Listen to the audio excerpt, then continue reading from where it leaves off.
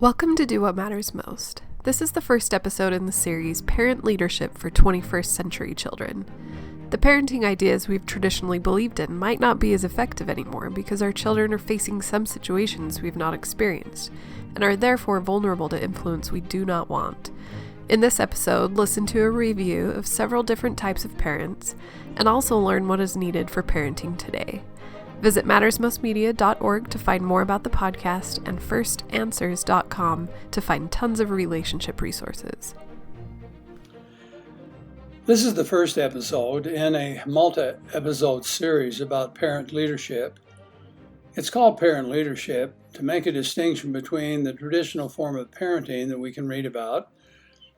And in the literature from family scientists, for example, there are 3 or 4 major types and then 6 subtypes, which we'll talk about. But parental leadership is designed to be especially suited for 21st century children. Now, the rationale for that is that while we might be, as parents, using the methods we learned when we were children with our parents, or from some book we've read or some seminar or something like that, but all these methods may not reach out far enough for the children and the threats to their successful development in this current age. So I'm proposing that what we need is something that is related to parent leadership, which actually means we organize, we make adaptive kinds of strategies in the family, and we make adjustments or adaptive strategies for children of every age. How people treat their children has been researched by scientists for many years, and of course read about by new and mature parents. It is not something that caring people treat as unimportant. What has emerged from this effort has been several different types or concepts of what parents do, all called parenting. And with the exception of truly dysfunctional forms, all of these probably are useful with some children, and at least some of the time. But it might also be the case that any one of these approaches might be effective with most children except for the 1 or 2 children that parents have difficulty with and whom they worry about and sometimes feel guilt and sadness about. In a world where the rate of social change appears to be picking up speed and many social, educational, and cultural changes appear to be taking place, it just seems like we need to examine how parents can make better adjustments to the times in which they rear their children and to their children, or the world in which we live. Now, this doesn't mean that we should throw out all the excellent ideas from parenting which have been created, but it might mean that we should seek for a kind of parenting that offers the best we know about rearing children and has built-in methods allowing parents to adjust or adapt themselves to what they do. We might discover that in those concepts and ideas that we find some tools that enable parents to adapt to the times and challenges of each generation. And we hope it might also allow us to make changes or adjustments to be a better match to those children who uniquely need and deserve something for themselves nowadays. Well, where do we learn how to be a parent? When children of one generation are blessed by excellent parents, they have the advantage of a good example for them to use in the next. But what if something happens in our society in each succeeding generation, there are more children who do not have good experience with high-quality parenting? And what if social conditions become more diverse, more filled with harmful possibilities, and a set of social trends filled with people who find parenting unattractive? Where can we go to learn what we can rely on for our own children? Well, whether ready or not, the parents of a newborn child are faced with choices they may be well prepared for or not. And the awesome moment of holding your firstborn child is surely followed by a clear recognition that life has been created and is now in your hands. Your baby is vulnerable and dependent.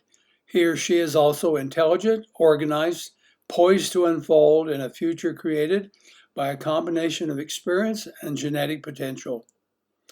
Family scientists tell us that those first few moments can begin a lasting attachment so strong between you and your child that you're forever tied to each other. That's still a fact that many parents do not understand. We learned many years ago from Mary Ainsworth that this attachment means that both parent and child will be influenced by each other. And what you do or do not do can make a real difference for many years. Now, as a parent, you do not have total control over what happens to this child or what this child will become. But there is no mistake that you are very influential. And if you do not decide what kind of a parent to be, then it is quite likely that something or someone else will decide for you. And if you want an example of that, think of an angry teenager who opposes what you might want for him. And if you do not have a good response ready, then the power of this child may determine your options instead of what you would like. Well, as the months pass, the child grows, and you are faced with more than basic care of feeding, dressing, and bathing.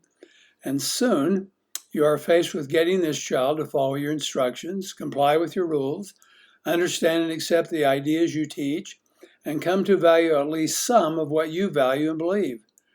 At first, you probably want to know what to do when a child hits or bites or says no, and is obstinate, needs to be toilet trained, runs away, and makes a big mess. How do you get him or her to eat, to stay in bed, sleep at night, and play nicely with friends? What will happen if you ask your child to stop or start something and he won't? What if a teenage child defies you and is doing something potentially harmful to himself or herself? How do you decide what to do? First, let's examine what influences you. Well, what traditions handed down from your parents are you using? Be firm, be patient, be lenient, be strict, spank, don't spank, and so on. What fads are there nowadays which suggest new methods from time to time? Are you using, for example, no spanking, isolating children when they err, praising to ensure self-esteem, or what? What religious values are there that suggest what you should do with your children? Promoting religion and beliefs in children, obedience to fairly rigid rules, influenced by moral qualities such as being honest, being kind to others, and be thoughtful. Certainly that must be an important source of influence for all of us. And then last, what have you learned from your own self-education that you're using? Reading self-help books and attending classes for parents? All of these probably offer some very good ideas about how to be a parent, so we should value the positive that is in them. Here's the problem from my point of view. Which of the sources of influence are specifically aimed at adding to your confidence, adding to your skill in communicating with children, adding to your capacity to love and nurture, adding to your sense of fulfillment that being a parent is the best thing you'll ever do? Well, except for your religious values, what is it in these sources of influence that will help you know how to prepare your children for successful lives, how to confidently meet the challenges they face outside your home, and how to recognize potential problems and prevent them, and how to participate in your family life happily?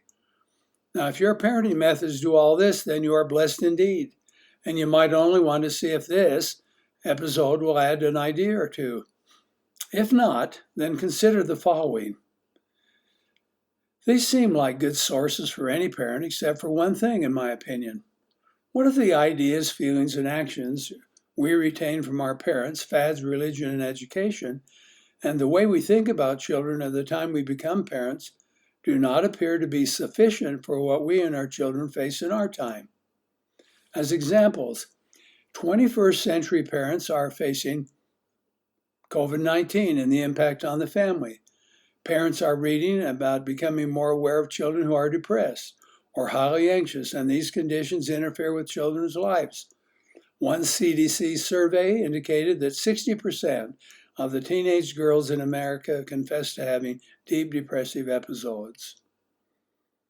Modern parents are faced with abundant availability of controlled substances such as marijuana, cocaine, etc.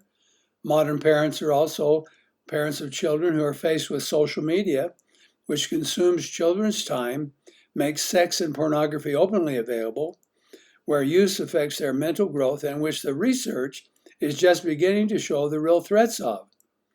Modern parents are also faced with social conditions which emphasize a very broad acceptance of gender identity and an educational system in many schools which promote it. Modern parents are also faced with social news where ideologies are diverse and conflict exists with pressure to be one thing or another and without a clear path to make sense out of it all. Now, to make sure that I'm being clear, I want to review some of those threats. Increasing rates of childhood depression, anxiety, and other inherited or learned emotional disorders.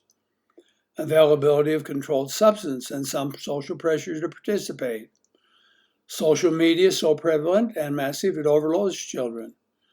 A powerfully persistent emphasis regarding identity choices, including choices about gender, choices about what is right and wrong, choices about racial bigotry or acceptance, honesty, integrity, or what is not. More children are selecting alternative gender identities. There's an attractive internet which motivates attention because the algorithms are designed to accentuate the differences between people, thus creating greater social alienation, including violence. There's an increase in numbers who risk early criminal behavior. The percent of young men, for example, who have had contact with the criminal justice system by 19 is staggering. Information sources which consume children's interests and time providing games, social recipes, and brings them into contact with high-risk content earlier in life than they are prepared for. There are a lot of depictions of dishonesty, disregard, and disapproval between contending political and social forces. There's a set of social values being advertised in the media, suggesting that families are less useful and important nowadays, and parents are not qualified to be part of the educational choices made for their children. This is jaw-dropping. There's media and practical social experiences which motivate children to either significantly elaborate their attention and emotions or suppress emotions, which make it difficult for children to have their own intimate relationships. Then there's a busy schedule of many parents, which may reduce the amount of communication and observation between parents and children, thus setting the stage for misjudgment. There's also a predatory form of communication in the pornography industry, where children as young as 7 or 8 years of age can be exposed to sex, which addicts them, and which is portrayed very differently than the loving sex we adults should find in marriage. Well, so where do we go from here with all those threats? Let's review what family scientists consider most parents are doing and see if they will be the best form of parenting for the 21st century children. So here are 4 forms that have been created by Eleanor Maccoby and Diane Baumrind. They suggest 4 original parental styles. There's authoritarian, where parents focus on strict rules, obedience, and discipline. The effects on children are problems with social skills, indecisive, low self-esteem, trouble with anger management, etc. That's authoritarian. Here's permissive. Parents are relaxed and lenient, minimal household rules, total opposite of being strict. Well, what happens to kids? Well, they lack responsibility, they may be impulsive, they may exhibit depression and anxiety, selfish, fail to achieve. What about authoritative? Authoritative parents provide boundaries, give freedom to make decisions, nurturing and warm. The effects on children are close nurturing relationships with parents, responsible high self-esteem, self-management of emotions, and so on. And then number 4 are neglectful. And these are the parents who ignore children. No guidance, no rules, little positive emotions shared. If you're a parent who wishes to be a good parent, it would be astonishing to you that there are even parents like that, but I promise you that there are. Now, the effects on children are that they're rebellious, substance abuse, delinquency, and so forth. On the surface, it looks fairly easy to see what the positive and negatives are in each of these 4 types. I believe that the authoritative approach, and we have for years, been the very best, and the advantages and disadvantages become even more specific in 6 subtypes which have emerged over the years. Modern-day parenting styles include free-range parenting, which allow independence, supervised from a distance. Helicopter parenting, which is overprotective, controlling, protect children from failure. Snowplow parenting, try to fulfill child's wants and demands. Lighthouse parenting, trust children to follow role models. Attachment parenting, nurturing, physical closeness, positive discipline. And then tiger parenting, Expect obedience and success, sometimes harsh and rigid, and the effects on children, high achievement, anxiety, a lot of pressure and stress, but they are self-reliant. Well, look at the available lists. If we can believe what these suggest, you have a smorgasbord of potential parenting models. What positive benefits to you as a parent do you see? One or more may fit your preference, and in that way, plus others, there might be many benefits. Please review to see if any of the parenting styles, the 4 basic styles and the 6 subtypes, provide methods for you to use as the best practices for rearing 21st century children. But there's more for you to consider. What happens if there's a mismatch between your parenting style and the conditions of the time? Or let's suppose your parenting style that parents can't or won't carry out. What do we do? Well, as it turns out, if you're a clinician and you've been working with parent and children problems over the years, you've also identified 3 parenting styles where parenting is unable to meet the challenges of today. And it's so dysfunctional, it will harm the growth of children. So I'm going to describe 3 of those so you can compare yourself with those and see how you're doing.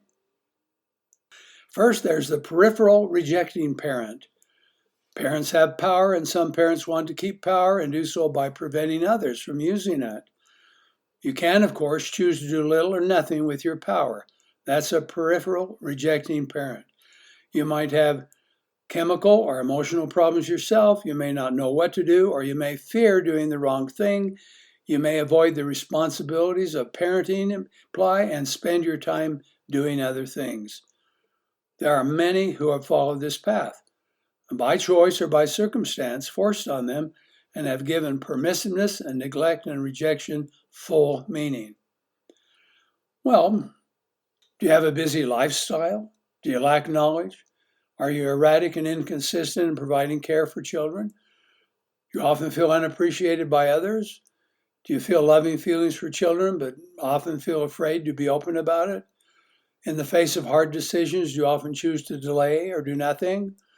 Do you often tell others about the burdens of parenthood and seek sympathy? Are you surprised when parents learn about your children, even when he or she discovers a child is doing exceptionally well? Are you that parent? Do you often trade place with a child who's made to feel responsible for other kids in the family? Do you periodically feel tremendous guilt about being a parent and so overindulge your children as a way of making up for that? Do you use your power to control and make children feel submissive and weak so that you can feel strong? Now think about that and think about whether or not those are creeping into your life in the world we live in today. Or how about this? What about a reactive, emotionally predatory parent? Just the names is a little frightening. So here's some things to apply to you. Do you often feel like your children don't listen to them, and do you get angry? Do you yell, scold, ridicule, and threaten your children as a form of controlling them? Are your rules inconsistently enforced and sometimes harshly and sometimes not enforced at all? Do you find yourself in arguments with your children when your children disobey and your strategy is to argue with them? Do you withhold expression of love and restrict and or remove privileges when there's no reasonable reason for doing so? You just want to say, well, too bad, this is going to happen to you? Do you punish and isolate your children sometimes for a long time? Do you want to talk with children, but children typically avoid talking to you? If and when children are disrespectful, do you confront and condemn the child and the child's behavior in harsh terms, often accompanied by an intense criticism or punishment? What about this? Do you feel helpless and at a loss to what to do to correct a child? Do you seem to favor one child over another? Now you might think, gee, these are extreme. I wish they were extreme. And they might be to some parents who are honestly trying to be good, positive parents, but there are more individuals who behave like this as parents than you might possibly imagine.